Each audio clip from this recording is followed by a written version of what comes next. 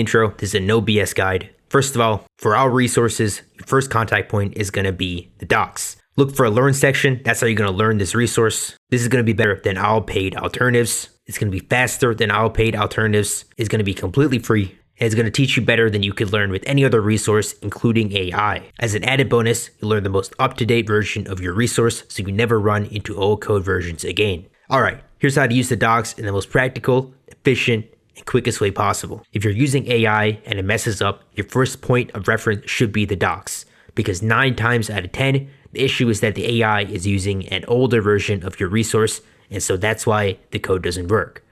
For example, if you're using a Python library and the AI writes code for that library that isn't working, there's a really good chance that it's using an older version where a function name might have been different. If you just go into the docs and find the newer function name for the exact same thing, it usually fixes the code. And when it comes to looking for function names, if you're going for any quick references, you're trying to find the name of something that you're trying to do, the docs are usually going to be faster than AI. For example, in Tailwind, if you're trying to find the name of padding, for example, what's the Tailwind equivalent of padding?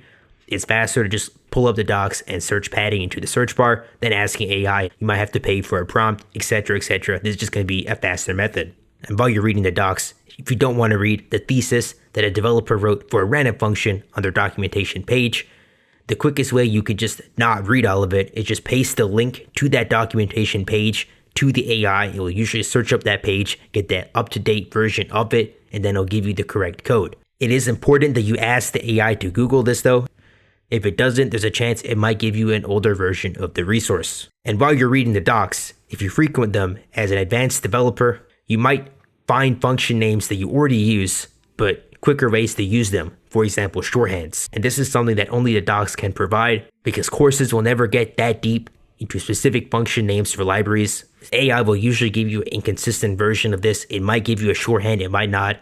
This can save you confusion. You can find what's the best way to use something, and you don't have to be confused about that anymore. So this is just a quick way to write better code than what you might actually be skill-wise as a developer. If you're looking for an example of how a resource is used in a library, for example, instead of going through some junior devs code on GitHub, trying to sort through all the random stuff they put into their code base, it's quicker to just go into the docs and find an example there. Because usually the developer will put an example of how their function or name or whatever it is meant to be used. For debugging types and expected returns, generally speaking, I would recommend going with the docs over anything else because the docs will tell you exactly what, for example, a function might accept, whereas AI will scan the entire code base. It's going to take up a lot of time.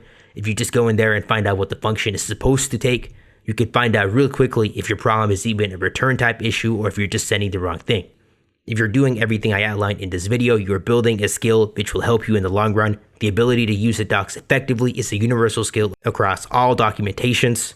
So your ability to do this will help you get to senior level faster. And on top of that, if you plan on using a resource in the future for an extended period of time, it's usually better to use the docs so you can pick up the vernacular that the docs might use. This will help you prompt the AI better, communicate with your other developers quickly, which is a soft skill, and understand error messages better. And if that wasn't enough, the docs can also plug you into the ecosystem for whatever you're using. This usually can take like less than a minute of scouring their site to find like a Discord server. It'll also show you what library or resources might pair with whatever you're using or might be essential to add with it, so don't skip this step. That's it. If you appreciate this video, just leave a comment.